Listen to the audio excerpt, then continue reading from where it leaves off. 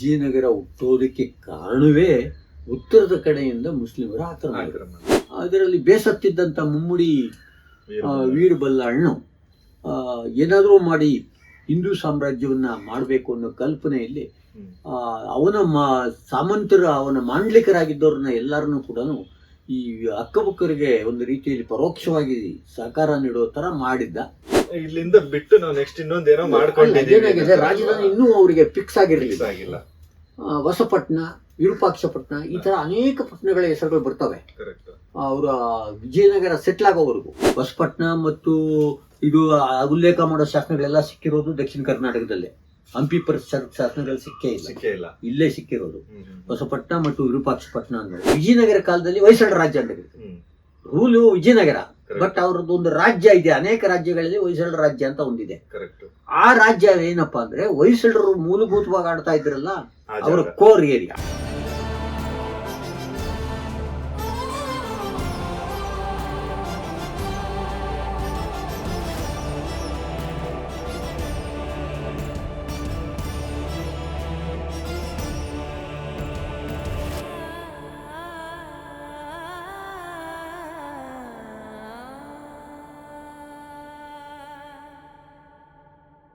ಮೊದಲಿದ್ದಂತ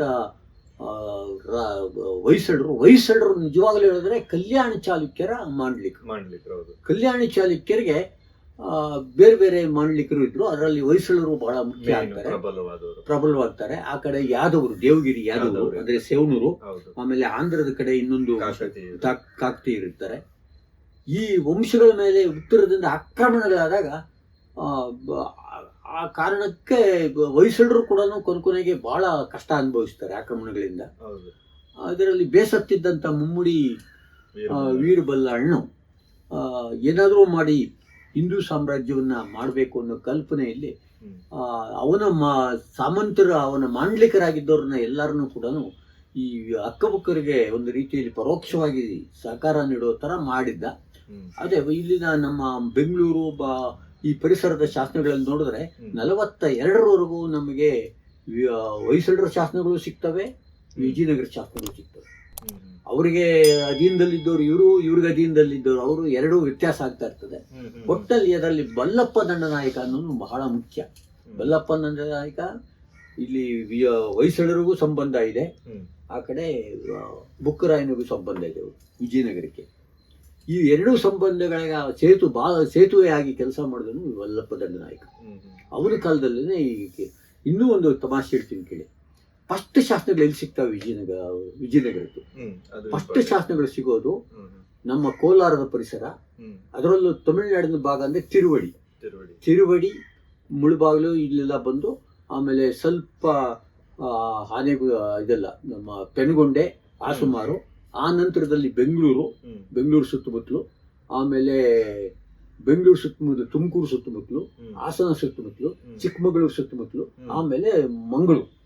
ಒಂದು ಟ್ರ್ಯಾಕ್ ತಿರುವಡಿಯಿಂದ ಹಿಡಿದು ಮಂಗಳೂರವರೆಗೂ ಒಂದು ಟ್ರ್ಯಾಕ್ ವರೆಗೂ ವಿಜಯನಗರ ಆರಂಭದ ಶಾಸನಗಳು ಸಿಗ್ತಾ ಹೋಗ್ತೈತೆ. ಈ ಟೈಮ್ ಲೈನ್ ಶಾಸನಗಳು ಅಲ್ಲಿ ಸಿಗಲ್ಲ ಹಾಗಾದ್ರೆ ನಮ್ಗೆ ವಿಜಯನಗರದಲ್ಲಿ? ಇಲ್ಲ, ಸಿಗಲ್ಲ. ಮೊದಲು ಸಿಗೋದು ಇಲ್ಲೇನೆ. ಅವರ ಮೊದಲು ಶಾಸನಗಳು ಸಿಗೋದು ಇಲ್ಲೇನೆ. ಇದಕ್ಕಿಂತ ಇನ್ನೇನು ಎವಿಡೆನ್ಸ್ ಬೇಕಾಗುತ್ತೆ? ಏನು ಬೇಕಾಗೇ ಇಲ್ಲ. ಅದೇನಾಯ್ತು, ಈ ಟ್ರ್ಯಾಕ್ ಅಲ್ಲಿ ಅಂದ್ರೆ ತಮಿಳುನಾಡಿನ ತಿರುವಡಿಯಿಂದ ಹಿಡಿದು ಆಂಧ್ರದ ಪೆನುಗೊಂಡೆ ಇದು ಎಲ್ಲ ಸೇರ್ಕೊಂಡು ಈ ಟ್ರ್ಯಾಕ್ ಅಲ್ಲೇ ಅವರೆಲ್ಲ ಹೊಯ್ಸಳರ ಮಾಂಡ್ಲಿಕರಾಗಿದ್ದು ಇವ್ರಿಗೆ ಸಪೋರ್ಟ್ ಮಾಡಿದ್ರು. ಅವರನ್ನೆಲ್ಲ ಒಗ್ಗೂಡಿಸ್ಕೊಂಡು ವಿಜಯನಗರನು ಕೂಡ ಹೊಯ್ಸಳರಿಗೆ ವಿಜಯನಗರದಲ್ಲಿ ಯಾರು ಇದ್ರು ಅವಾಗ ಅವರು ಹೊಯ್ಸಳರಿಗೆ ಮಾಂಡ್ಲಿಕರಾಗಿದ್ದವರು. ಆನೆಗುದ್ದಿ ಅಷ್ಟು ನನಗೆ ಗೊತ್ತಿಲ್ಲ, ಬಟ್ ಈ ಕಡೆ ಇವರೆಲ್ಲಾನು ನಮ್ಮ ಬೆಂಗಳೂರು, ಕೋಲಾರದ ಇವರೆಲ್ಲ ಇದ್ದವರು ಹೊಯ್ಸಳರ ಮಾಂಡ್ಲಿಕರ ಮಹಾಮಂಡಲೇಶ್ವರಾಗಿದ್ದವ್ರೆ. ಆದ್ರೆ ಬಲ್ಲಪ್ಪದ ನಾಯಕನಿದ್ರ ಮುಖ್ಯವಾದ ರೋಲ್. ಎರಡೂ ಕಡೆ ಕೆಲಸ ಮಾಡಿ ಕೊನೆಗೆ ಈ ತಿರುವಡಿಯಿಂದ ಹಿಡಿದು ಮಂಗಳೂರವರೆಗೂ ಆ ಕಡೆ ಈ ಕಡೆ ಪ್ರದೇಶಗಳನ್ನ ವೇಂಟಿಸ್ಕೊಂಡು ಹೋಗ್ತಾರೆ. ಅದಕ್ಕೇನೆ ಇವ್ರ ಶಾಸನಗಳಲ್ಲಿ ವೇಂಟಣೆ ಅಂತ ಬರ್ತದೆ. ವೇಂಟಣೆ ಅಂದ್ರೆ ಇಷ್ಟು ದಿವಸ ಇವರು ಸ್ಕಾಲರ್ಸು ಅದನ್ನ ಆಡಳಿತ ಘಟಕ ಅಂತ ಮಾಡ್ಬಿಟ್ಟಿದ್ರು. ವಾಸ್ತವವಾಗಿ ಆಡಳಿತ ಘಟಕ ಅಲ್ಲ ವೇಂಟೆ. ಇವರು ವಾಲಂಟರಿ ಆಗಿ ಸೇರಿದವರು. ವಿಜಯನಗರ ಸಾಮ್ರಾಜ್ಯ ಮಾಡೋಣ ಅಂತ ಹೊರಟಾಗ ವಾಲಂಟರಿ ಆಗಿ ಸೇರಿದವ್ರಿಗೆ ಸಮಸ್ಯೆ ಇಲ್ಲ. ಸೇರಿದಿರ ಸ್ವಲ್ಪ ಮುಂಡಾಟ ಆಡಿದವ್ರನ್ನ ವೇಂಟಿಸ್ಕೊಂಡ್ರು. ಈ ಗುಂಪಿತ್ತಲ್ಲ ಅವ್ರನ್ನ ಹೋಗಿ ಎಂಟ್ಸ್ಕೊಂಡು ಸೇರಿಸ್ಕೊಂಡು ಹೋದ್ರು. ಈ ಸೇರಿಸ್ಕೊಂಡು ಹೋಗಿದ್ದು ಮೊದಲು ಹಂತದಲ್ಲಿ ಬಂದವರು ವೆಂಟೆಗಳೆಲ್ಲ ಕಂಪ್ಯೂಟರ್ ವೆಂಟೆ ಅಂತ. ಅಂದ್ರೆ ನೀವು ಹೇಳ್ತಿರೋದು ಈ ಕೋಲಾರದಿಂದ ಮಂಗಳೂರವರೆಗೂ ಆರಂಭದಲ್ಲಿ ಇತ್ತು. ಸಂಗಮರ ಕಾಲದಲ್ಲಿ ಬಂದಂತಹ ಅಂದ್ರೆ ವಿಜಯನಗರಕ್ಕೆ ಸೇರ್ಪಡೆಯಾದಂತಹ ಪ್ರದೇಶಗಳು ವೆಂಟೆಗಳು. ಅಂದ್ರೆ ನಿಧಾನವಾಗಿ ಸೇರಿಸ್ಕೊಳ್ತಾರೆ ಒಂದು ಟ್ರ್ಯಾಕ್. ಮೊದಲನೇ ಒಂದು ಬಾರ್ಡರ್, ಯಾಕಂದ್ರೆ ನಮ್ದು ನಮ್ಮ ಕಂಟ್ರೋಲ್ ಎಲ್ಲಿವರೆಗೂ ಇತ್ತು ಫಸ್ಟ್ ಅಲ್ಲಿವರೆಗೂ ಇದು ಹೊಯ್ಸಳ ನಾಡು ಒಳಗಡೆ. ಆಮೇಲೆ ಉತ್ತರಕ್ಕೆ ಮೂವ್ ಆದಾಗ ಇವ್ರಿಗೆ ಈ ಎಲ್ಲ ಗುಂಪು ಜಾಸ್ತಿ ಆಯ್ತಲ್ಲ, ಉತ್ತರಕ್ಕೆ ಹೋದಾಗೆಲ್ಲ ಆಯ್ತು. ಇಷ್ಟು ಮೊದಲೇನೆ ಅಲ್ಲಿ ಆನೆಗೊಂದಿಯಲ್ಲಿ ಕಂಪಿಲರ್ ಆಡಳಿತ ನಡೀತಾ ಇತ್ತು. ಇಲ್ಲಿ ಏನ್ ಮಾಡ್ತಾರೆ, ಈಗ ಅವರು ಆರಂಭದ ಶಾಸ್ತ್ರಗಳು ನೋಡ್ಬೇಕು. ಹೊಸಪಟ್ಟಣದಿಂದ ರಾಜ್ಯ ಮಾಡ್ತಾ ಇದ್ವಿ ಅಂತ. ಕರೆಕ್ಟ್. ಹೊಸಪಟ್ಟಣ ಅಂದ್ರೆ ಯಾವುದು? ಇಲ್ಲಿಂದ ಬಿಟ್ಟು ನಾವು ನೆಕ್ಸ್ಟ್ ಇನ್ನೊಂದೇನೋ ಮಾಡ್ಕೊಂಡಿದ್ದೀವಿ. ರಾಜಧಾನಿ ಇನ್ನೂ ಅವರಿಗೆ ಫಿಕ್ಸ್ ಆಗಿರಲಿಲ್ಲ. ಹೊಸಪಟ್ಟಣ, ವಿರೂಪಾಕ್ಷಪಟ್ಟಣ, ಈ ತರ ಅನೇಕ ಪಟ್ಟಣಗಳ ಹೆಸರುಗಳು ಬರ್ತವೆ. ಅವರ ವಿಜಯನಗರ ಸೆಟ್ಲ್ ಆಗೋವರೆಗೂ. ವಿಜಯನಗರ ಸೆಟ್ಲ್ ಆಗಿದ್ದು 1363 ಮೇಲೆ. ಅಷ್ಟೊತ್ತಿಗೆ ಸೆಟ್ಲ್ ಆಗ್ಬಿಡುತ್ತೆ. 63-64 ಮೇಲೇನೆ ಸೆಟ್ಲ್ ಆಗೋದು ಇಮ್ಡಿ ಬುಕ್ರಾಯನ್ ಕಾಲದಲ್ಲಿ. ಅಲ್ಲಿವರೆಗೂ ಅಲ್ಲಿ ಇಲ್ಲಿ ಚೇಂಜ್ ಆಗ್ತಾನೆ ಇರ್ತದೆ. ಆದ್ರೆ ಅವ್ರದ್ದು ಮೊದಲು ರಾಜಧಾನಿ ಬಂದ್ಬಿಟ್ಟು ಹೊಸಪಟ್ಟಣ ಬಗ್ಗೆ ಬಹಳ ಚರ್ಚೆಗಳು ನಡೆದಿದೆ. ಇದನ್ನ ಮೊದಲು ಯಾರು ಬಳಸಿರೋದು ಸರ್ ಹೊಸಪಟ್ಟಣ ಅಂತ? ಶಾಸನಗಳಲ್ಲಿ ಬಂದಿದೆ. ಹೊಯ್ಸಳರೇ ಬಳಸಿದ್ದಾರೆ. ಮಾಡಿದ್ರು ಹೊಯ್ಸಳರೇ ಮಾಡಿದ್ರು. ಅವರು ಕೂಡ ಕೆಲವು ಸಮಯ ರಾಜಧಾನಿನೂ ಮಾಡಿಕೊಂಡಿದ್ರು. ಹೊಯ್ಸಳರು ಅವರು ರಾಜಧಾನಿ ಮಾಡಿಕೊಂಡಿದ್ದು ಅವ್ರಿಗೆ ಈ ಆಕ್ರಮಣಕ್ಕೊಳಗಾಯ್ತಲ್ಲ. ಯಾವುದು? ಮದುರೈ ಅಲ್ಲ, ಇದು ಹಳೇಬೀಡು ಯಾವಾಗ ಆಕ್ರಮಣಕ್ಕೊಳಗಾಯ್ತು ಅವಾಗ ಇವ್ರು ರಾಜಧಾನಿನ ತಮಿಳುನಾಡಿಗೆ ಬದಲಾಯಿಸ್ಕೊಂಡ್ರು. ಸ್ವಲ್ಪ ಆವಾಗ ಇಲ್ಲಿ ರಾಜಧಾನಿಗಳು ಬದಲಾಯಿಸ್ತಾ ಬಂದ್ರು. ಅದು ಬಿಟ್ಬಿಟ್ರು, ಹಳೇಬೀಡು ಬಿಟ್ಬಿಟ್ರು, ದ್ವಾರ ಸಮುದ್ರ ಬಿಟ್ಟಾಗ ಆಮೇಲೆ ಬೇರೆ ಬೇರೆ ಜಾಗಗಳನ್ನ ಹುಡುಕ್ತಾ ಇದ್ರು. ಆ ತರ ಹುಡುಕೋದ್ರಲ್ಲಿ ಹೊಸಪಟ್ಟಣ ಬಂದು. ಹೊಸಪಟ್ಟಣ ಎಲ್ಲಿದೆ? ಆನಂದ್ ಹೊಸಪಟ್ಟಣದ ಉಲ್ಲೇಖ ಬರುವಂತ ಶಾಸನಗಳನ್ನೆಲ್ಲ ಗುಡ್ಡೆ ಹಾಕಿ ನಾನು ಚೆಕ್ ಮಾಡಿದ್ವಿ. ಅವೆಲ್ಲಾನು ಉಲ್ಲೇಖ ಮಾಡ್ತಾ ಇದ್ವು ಹೊಯ್ಸಳ ನಾಡಿನ ಹೊಸಪಟ್ಟಣ, ಖಚಿತವಾಗಿ ಹೇಳ್ತಾ ಇದ್ರು. ಹಾಗಾದ್ರೆ ಹೊಯ್ಸಳ ನಾಡದಲ್ಲಿ ಇಲ್ಲಿ ಹೊಸಪಟ್ಟಣ ಇದೆ. ಕೆಲವು ವಿದ್ವಾಂಸರು ಏನ್ ಮಾಡ್ಬಿಟ್ರು, ಹಂಪಿ ಸಮೀಪದ ಹೊಸಪೇಟೆನೇ ಹೊಸಪಟ್ಟಣ ಅಂದ್ರು, ಇಲ್ಲ ಹಂಪೇನೆ ಹೊಸಪಟ್ಟಣ ಅಂದ್ರು, ವಿಜಯನಗರನೇ ಹೊಸಪಟ್ಟಣ ಅಂತ ಎಲ್ಲ ವಾದಗಳು ಮಾಡಿದ್ರು. ಅದ್ರ ಪಾಡಿಗೆ ವಾದಗಳು ಇವತ್ತು ಪುಸ್ತಕಗಳಲ್ಲಿ ಇದ್ದೇ ಇರ್ತೈತೆ. ಆದ್ರೆ ಸ್ಪಷ್ಟವಾಗಿ ಅವರ ಶಾಸನಗಳನ್ನ ಅಧ್ಯಯನ ಮಾಡಿದಾಗ ನಮ್ಗೆ ಖಚಿತವಾಗಿ ಗೊತ್ತಾಯ್ತು ಹೊಯ್ಸಳ ನಾಡಿನ ಹೊಸಪಟ್ಟಣ ಅಂತ. ಅದನ್ನ ಉಲ್ಲೇಖಿಸುವಂತ ಗುರುಸವ್ರೆ ಅಂತ ಸರ್ ನೀವ್ ಹೇಳೋದು? ನಾನೇ ಗುರುತಿದ್ದೆ. ಈಗ ಎಲ್ಲಿದೆ ಅಂತ? ಹೌದು, ಇದ್ರಲ್ಲಿ ಬೇಕಾದ್ರೆ ನೀವು ಫೋಟೋ ತಗೊಂಡು ಟೋಪೋಸೆಟ್ ಫೋಟೋನು ಇದೆ. ಅದು ನೋಡಿ, ಇದು ಅಕ್ಕಿ ಹೆಬ್ಬಾಳ ಪಕ್ಕದಾಗ ಹೊಸಪಟ್ಟಣ ಅಂತ ಬರ್ತದೆ. ಅದು ಒಂದು ಐಲ್ಯಾಂಡ್ ಇದೆ. ಎಲ್ಲಿ? ಯಾವ ಜಾಗ ಸರ್ ಇದು? ಅಲ್ಲೇ ಅಕ್ಕಿ ಹೆಬ್ಬಾಳ, ವಿಜಯನಗರ ಅಲ್ಲ, ಇಲ್ಲಿ ನಮ್ಮ ಕೃಷ್ಣರಾಜಪೇಟೆ ಹತ್ರ, KR ಪೇಟ್ ಹೊಸವಳಲ್ಲಿ ಪಕ್ಕ ಬರ್ತೈತೆ ನೋಡಿ. ಅದು ಟೋಪೋ ಮ್ಯಾಪ್ ಅಲ್ಲಿ ಈ ತರ ಚಿತ್ರ ಇದೆ. ಮಂಡ್ಯ ಹತ್ರ ಬರ್ತದೆ. ಮಂಡ್ಯ ಹತ್ರ ಅಕ್ಕಿ ಹೆಬ್ಬಾಳ. KR ಪೇಟೆ. ಹೌದು, KR ಪೇಟೆ ಮಂಡ್ಯ ಹತ್ರ ಕ್ಲಿಯರ್ ಆಗಿದೆ. ಹೊಸಪಟ್ಟಣ ಅಂತ ಟೋಪೋ ಮ್ಯಾಪ್ ಅಲ್ಲೂ ಇದೆ. ಕೋಟೆ. ಹೊಸಪಟ್ಟಣ ಕೋಟೆ ಅಂತ ಇದೆ. ಕೋಟೆ ಬುರ್ಜುಗಳು ನೋಡಿ, ಎಲ್ಲ ನೀಟಾಗಿ ಕಾಣ್ತಾ ಇದೆಯಾ ಬುರ್ಜುಗಳು ನೋಡಿ. ಬುರ್ಜುಗಳು ಎಲ್ಲ ಇದೆ ಕ್ಲೀನ್ ಆಗಿ. ಇವರು 4-6 ರಾಜಧಾನಿಗಳನ್ನ ಅವರು ಬದಲಾಯಿಸಿದ್ರು. ಎಷ್ಟು ವಿಜಯನಗರಕ್ಕೂ ಹೊಸಪಟ್ಟಣಕ್ಕೂ ಸಂಬಂಧ ಇಲ್ಲ. ಇಲ್ಲ, ಸಂಬಂಧ ಇಲ್ಲ. ಅದ್ರ ಬಗ್ಗೆ ಹೊಸಪಟ್ಟಣ ಮತ್ತು ಇದು ಉಲ್ಲೇಖ ಮಾಡೋ ಶಾಸನಗಳೆಲ್ಲ ಸಿಕ್ಕಿರೋದು ದಕ್ಷಿಣ ಕರ್ನಾಟಕದಲ್ಲೇ. ಹಂಪಿ ಶಾಸನಗಳು ಸಿಕ್ಕೇ ಇಲ್ಲ, ಇಲ್ಲೇ ಸಿಕ್ಕಿರೋದು. ಹೊಸಪಟ್ಟಣ ಮತ್ತು ವಿರೂಪಾಕ್ಷಪಟ್ಟಣ ಅನ್ನೋದು. ವಿರೂಪಾಕ್ಷಪಟ್ಟಣ ಇಲ್ಲೇ ಸಿಕ್ಕಿದೆ. ಅದನ್ನ ಸಕ್ರಾಯ ಬೇರೆ ಕಡೆ ಗುರುತಿಸಿದ್ದಾರೆ ವಿದ್ವಾಂಸರು. ನಮ್ಮ ಸ್ಟೂಡೆಂಟೇ ಒಬ್ರು ಬಹಳ ಸೀರಿಯಸ್ ಆಗಿ ಕೆಲಸ ಮಾಡಿ ಗುರುತಿಸಿದ್ದಾರೆ. ಆದ್ರೆ ಅದ್ರ ಬಗ್ಗೆ ಯಾರು ಕಾಂಟ್ರವರ್ಸಿ ಮಾಡ್ತಾ ಇಲ್ಲ. ಇದ್ರ ಮೇಲೆ ಗುರುತಿಸ್ತೋರನ್ನೇ ಕಾಂಟ್ರವರ್ಸಿ ಮಾಡ್ತಾ ಇದ್ದಾರೆ.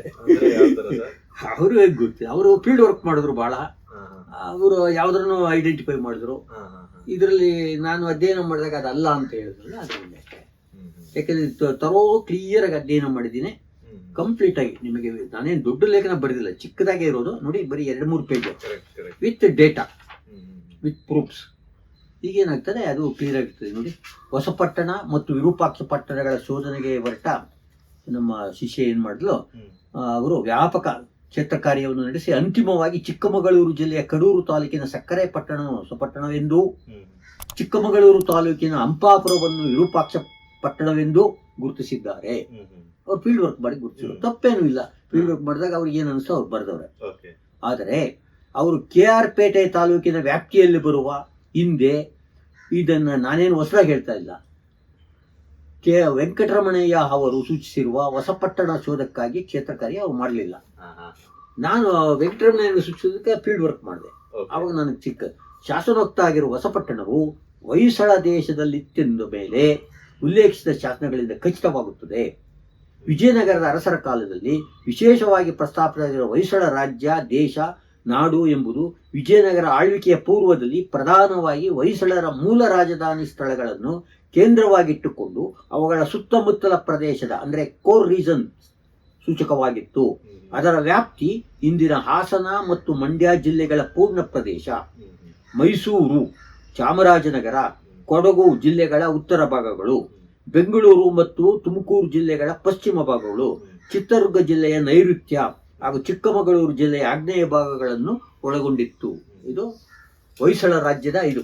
ವಿಜಯನಗರ ಕಾಲದಲ್ಲಿ ಹೊಯ್ಸಳ ರಾಜ್ಯ ಅಂತ ಕರೀತಾರೆ. ವಿಜಯನಗರ ಕಾಲದಲ್ಲಿ ಯಾವ ಕಾಲದಲ್ಲಿ ಅಲ್ಲ, ವಿಜಯನಗರ ಕಾಲದಲ್ಲಿ ಹೊಯ್ಸಳ ರಾಜ್ಯ ಅಂತ ಕರೀತಾರೆ. ರೂಲು ವಿಜಯನಗರ, ಬಟ್ ಅವ್ರದ್ದು ಒಂದು ರಾಜ್ಯ ಇದೆ. ಅನೇಕ ರಾಜ್ಯಗಳಲ್ಲಿ ಹೊಯ್ಸಳ ರಾಜ್ಯ ಅಂತ ಒಂದಿದೆ. ಆ ರಾಜ್ಯ ಏನಪ್ಪಾ ಅಂದ್ರೆ ಹೊಯ್ಸಳರು ಮೂಲಭೂತವಾಗಿ ಆಡ್ತಾ ಇದ್ರಲ್ಲ, ಅವರ ಕೋರ್ ಏರಿಯಾ. ಆ ಕೋರ್ ಏರಿಯಾ ನಾನು ಗುಚ್ಚಿ ಪಶ್ಚಿಮ ಘಟ್ಟ, ಈ ಏರಿಯಾದಲ್ಲೇನೆ ಈ ಶಾಸನಗಳು ಸಿಕ್ಕೋದು. ಇದು ವಿಜಯನಗರ ಆಳ್ವಿಕೆಯ ಅಧಿಕೃತ ಪ್ರಾದೇಶಿಕ ಘಟಕವಾದ ರಾಜ್ಯವಾದರೂ ಸಾಂಸ್ಕೃತಿಕ, ಇದೇನು ವಿಜಯನಗರದ ಅಧಿಕೃತವಾಗಿ ಹೊಯ್ಸಳ ರಾಜ್ಯ ಅಂತ ಕರೆದ್ರು ಕೂಡ ಅದು ಕಲ್ಚರಲ್ ಫ್ಯಾಕ್ಟ್. ಅವರು ಎಲ್ಲ ಹಿಂದಿಂದೆಲ್ಲ ಅಳಿಸಾಕಿ ಹೊಸ ರಾಜ್ಯಗಳು ಇಡ್ಬೋದಾಗಿತ್ತು ಚೋಳರ ತರ. ಹಂಗ್ ಮಾಡ್ಲಿಲ್ಲ, ಹಳೆದನ್ನ ರಿಟೈನ್ ಮಾಡ್ಕೊಂಡ್ರು. ಅಂದ್ರೆ ಆತ ರಿಟೈನ್ ಮಾಡೋದ್ರಲ್ಲಿ ಹೆಮ್ಮೆ ಇರ್ಬೋದು, ನಾವು ಹೊಯ್ಸಳನ್ ಗೆದ್ದಿದ್ದೀರಿ ಅನ್ನೋದು ಇರ್ಬೋದು, ಅದೇನೇ ಇರಲಿ. ಒಟ್ಟಲ್ಲಿ ಅದು ಕಲ್ಚರಲ್ ಆಗಿ ಸಾಂಸ್ಕೃತಿಕವಾಗಿ ಉಳ್ಕೊಂಡಿರೋದಷ್ಟೇ. ಅದು ಯಾವುದೋ ಒಂದು ಹೊಯ್ಸಳ ರಾಜ್ಯ ಅಂದ್ರೆ ಏನು ಒಂದು ಇದೇನು ಇಲ್ಲ, ಒಂದಿಷ್ಟು ಏರಿಯಾ ಕರಿತಾ ಇದ್ದಾರೆ. ಹೊಯ್ಸಳ ದೇಶ ವ್ಯಾಪ್ತಿ ಶೋಧಿಸಬೇಕಾಯ್ತು. ಈ ಹಿನ್ನೆಲೆಯಲ್ಲಿ ನಾನು ಫೀಲ್ಡ್ ವರ್ಕ್ ಮಾಡಿದಾಗ ನನಗೆ ಟೋಪೋಸಿಟಲ್ಲಿ ಚೆಕ್ ಮಾಡಿದಾಗ ಬಿಳ್ಗಾನಹಳ್ಳಿ ರೆವಿನ್ಯೂ ಒಂದು ಏರಿಯಾದಲ್ಲಿ ಹೊಸಪಟ್ಟಣ ಕೋಟೆಯ ನಮೂದು ಸಿಕ್ತು. ಅದರ ಚಿತ್ರ ಇಲ್ಲಿದೆ ಟೋಪೋಸಿಟಲ್ಲಿ. ಹೊಸಪಟ್ಟಣ ಕೋಟೆ ಇಲ್ಲಿದೆ. ಅದರದ್ದು 3 ಎನ್ಲಾರ್ಜ್ ಮಾಡಿ. ನದಿ ಯಾವ್ದು ಇರುತ್ತೆ? ನದಿನೇ ಇದು ಅಲ್ಲ. ಈ ಕಾವೇರಿಗೆ ಇದದು ನಮ್ದು ಅಲ್ಲ, ಹೇಮಾವತಿ ನದಿ ಸುತ್ತಲೂ ಒಂದು ಐಲ್ಯಾಂಡ್ ಇದೆ. ಅದು ಹೊಸಪಟ್ಟಣ. ಈಗಲೂ ಕೋಟೆ ಇದೆ. ಈಗ ಅವ್ರು ಏನ್ ಕೋಟೆ ಅಂತ ಕರೀತಾ ಇದ್ರು. ಹೊಸಕೋಟೆ ಏನ್ ಕರೀತಾರೋ ಗೊತ್ತಿಲ್ಲ. ಮ್ಯಾಪ್ ಅಲ್ಲಂತೂ ಹೊಸಪಟ್ಟ ಅಂತ ಕ್ಲಿಯರ್ ಆಗಿ ಕರೆದವ್ರೆ.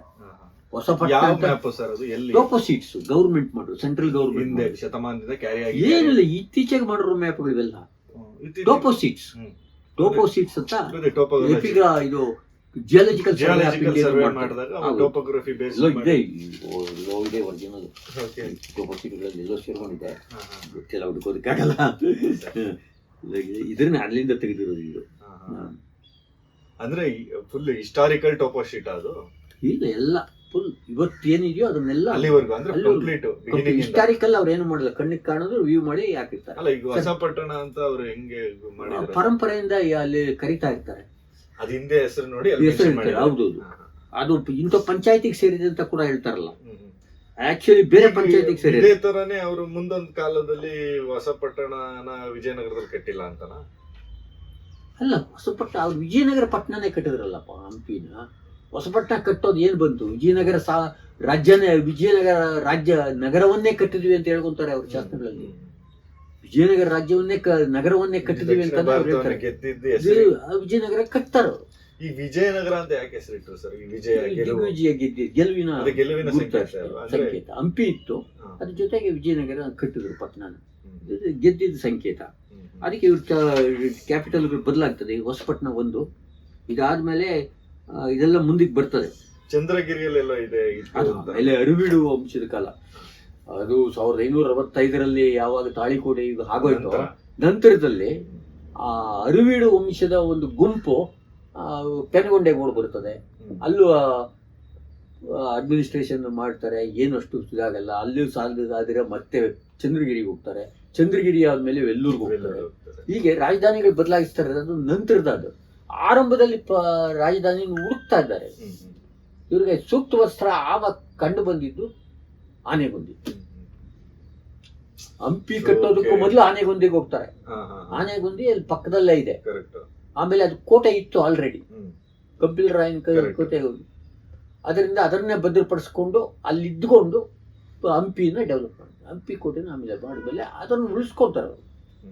ಆನೆಗೊಂದಿ ಇದು ಅವರ ಇದಾಗಿ ಕಾರಾಗೃಹವಾಗಿ ಏನೇನೋ ಕೆಲಸ ಆಗ್ತದೆ. ಯಾಕಂದ್ರೆ ನದಿ ದಾಟಿದ್ರೆ ಆನೆಗೊಂದಿ ಇಲ್ಲಿ ಇರೋದ್ರಿಂದ ಅದು ಹಂಗೆ ವಿಜಯನಗರ.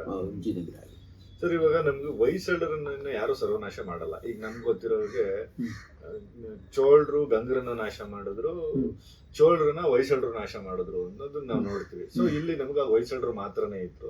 ಹಾಗಾಗಿ ಕೊನೆ ಹೊತ್ತಿಗೆ ಇವರು ತಿರುವಣ್ಣಾಮಲೈಗೂ ಹೋಗಿ ರಾಜಧಾನಿ ಮಾಡ್ಕೊಂಡು ಆಳಿದ್ದು ಇದನ್ನೆಲ್ಲ ನಾವು ನೋಡ್ತೀವಿ.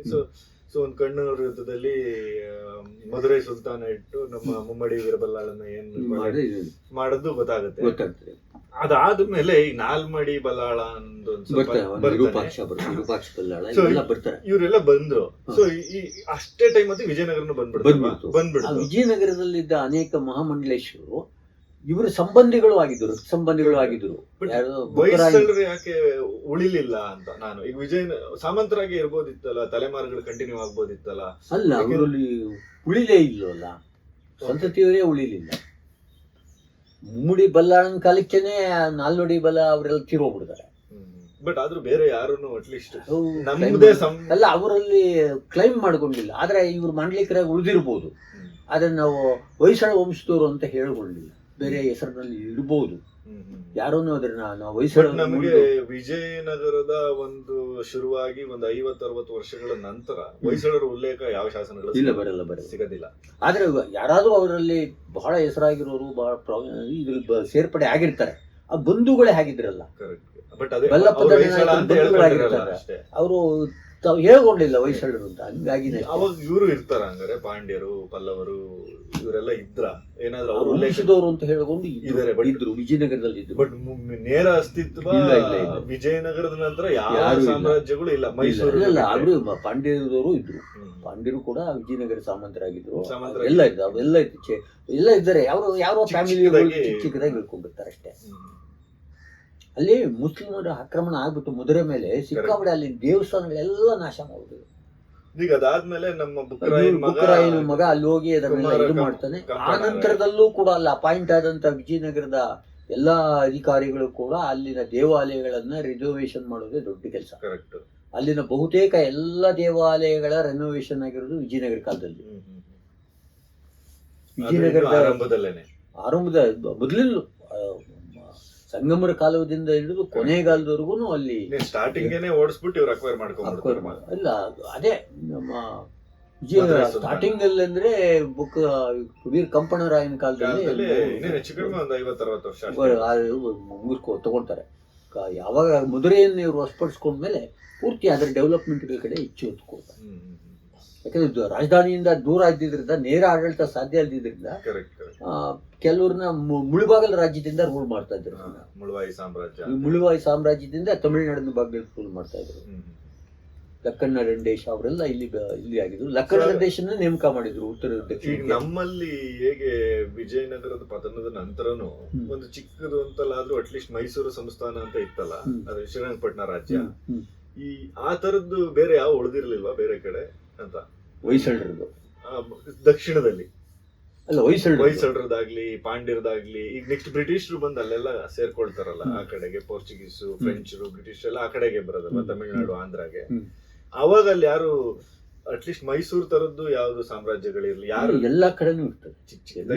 ಅವ್ರ ಅರಮನೆ ಸಾಮಂತರು ಅವರೆಲ್ಲ ಪ್ರಬಲರ ಆಗಿಲ್ದೇ ಇದ್ದಿದ್ರಿಂದ ಅಲಯನ್ಸ್ ಮಾಡಿ ಆದ್ರೂ ಪ್ರಬಲರಾಗಿರೋ ಇದ್ರು. ಯಾಕಂದ್ರೆ ಟ್ರಾವಂಕೂರ್ ರಾಜರಿದ್ರು. ಆಮೇಲೆ ಇಲ್ಲಿ ತಂಜಾವೂರಲ್ಲಿ ಮರಾಠರಿದ್ರು. ಅದಕ್ಕೂ ಮೊದಲು ನಾಯಕರಿದ್ರು. ಅವರೆಲ್ಲ ವಿಜಯನಗರದವರೇ. ವಿಜಯನಗರ ವೀಕ್ ಆದಾಗ ತಾವೇ ಸ್ವತಂತ್ರ. ತಂಜಾವೂರು ನಾಯಕರು ಎಷ್ಟು ಪ್ರಬಲರು. ಅಲ್ಲಿನ ಬೇಕಾದಷ್ಟು ದೇವಾಲಯಗಳಿಗೆ ಅವರೇ ನಾಯಕ. ಅವರೆಲ್ಲ ತಂಜಾವೂರು ನಾಯಕರುಗಳು ಕೂಡ ನಾವು ಕರ್ನಾಟಕದವರೇ. ಅವರು ಹೇಳ್ಕೊಂಡಿದ್ದಾರೆ. ಅವರು ಸರ್, ಈಗ ತಮಿಳ್ನಾಡಲ್ಲೇ ಇರುವಂತ ಶಾಸನಗಳಲ್ಲಿ ಹ್ಮ್. ಈ ಜಾಗ ಕರ್ನಾಟಕ ಸಾಮ್ರಾಜ್ಯಕ್ಕೆ ಸೇರಿದ್ದು ಅಂತ ಹೇಳ್ತಾ ಇರುವಂತಹ ಶಾಸನಗಳು ಯಾವಾದ್ರು ಕರ್ನಾಟಕ ರಾಜ್ಯಕ್ಕೆ ಸೇರಿದ್ದು ಅಂತ ಹೇಳಲ್ಲ. ರಾಜನು ಕರ್ನಾಟಕಾಧೀಶ. ರಾಜ, ಓಕೆ, ಅದೇ ರಾಜ ಕರ್ನಾಟಕಾಧೀಶ. ಹ್ಮ್. ಕರ್ನಾಟಕಾಧೀಶ ಅಂದ್ರೆ ಇದು ಕರ್ನಾಟಕ ರಾಜ್ಯದ ಭಾಗ ಅಂತ ಲೆಕ್ಕ ಅಷ್ಟೇ. ಹ್ಮ್, ಹ್ಮ್, ಹೇಳುವಾಗ ಮತ್ತೆ ತೊಂಡೆ ಮಂಡಲ, ಆಮೇಲೆ ಆ ಮಂಡಲ ಈ ಮಂಡಲ, ಚೋಳ ಮಂಡಲ ಅಂತೂ ವಿಜಯನಗರದಲ್ಲಿ ಇರ್ತದೆ. ಹ್ಮ್, ವಿಜಯನಗರ ಕಾಲದಲ್ಲೂ ಚೋಳ ಮಂಡಲ ಅಂತ ಒಂದು ಜಾಗ ಇತ್ತು, ಚೋಳ ರಾಜ್ಯ. ಹ್ಮ್, ಹ್ಮ್, ಚೆನ್ನೈಯನ್ನು ಕೊಂಡುಕೊಂಡಿದ್ದು ವಿಜಯನಗರದ ಅರಸರಿಂದ. ಹ್ಮ್. Correct. ಚೆನ್ನಪುರಿ ಅಂತ ಹೇಳಿ ಊರ ಹಳೆ ಹೆಸರು. ಹ್ಮ್. ಅದನ್ನ ಕೊಂಡುಕೊಂತಾರೆ. 7.5 ಲಕ್ಷ ಗ್ರಾಮಗಳಲ್ಲಿ ಇದೆ ಅಂತ ಒಂದು ಲೆಕ್ಕ ಅವ್ರದ್ದು. ಅಷ್ಟು ರೆವಿನ್ಯೂ ಬರ್ತಾ ಇತ್ತು. Okay, okay. ಅದೇನೇ ಕರ್ನಾಟಕ ರಾಜ್ಯ ಅಂದ್ರೆ. ಕುಂತಲ ಮತ್ತು ಕರ್ನಾಟಕ ಅನ್ನೋದು ಅಭಿನ್ನ, ಒಂದಕ್ಕೊಂದು ಪರ್ಯಾಯವಾಗಿ ಬಳಸ್ಕೊಂಡಿದ್ದಾರೆ. ಹ್ಮ್. ಅನೇಕ ಇಲ್ಲಿ ವಿಜಯನಗರ ಶಾಸನಗಳಲ್ಲೂ ಕೂಡ ಕುಂತಲದಲ್ಲಿ ಕರ್ನಾಟಕ ಇದೆ ಅಂತ ಒಂದು ಶಾಸನದಲ್ಲಿ ಇದ್ರೆ, ಹ್ಮ್, ಹ್ಮ್. ಕರ್ನಾಟಕದಲ್ಲಿ ಕುಂತಲ ಇದೆ ಅಂತೆಲ್ಲ ಇದೆ. ಚಿಂಗಿದುರ್ಗ ಗಂಗರ್ ಕೊಟ್ಟಿದ್ರು, ಗಂಗರಿತ್ತು. ಹೌದು. ಅದು ಪಾಂಡ್ಯರು ಬಂದು ಕುತ್ಕೊಳ್ತಾರೆ, ಇವ್ರನ್ನ ಓಡಿಸ್ತಾರೆ ಅವಾಗ.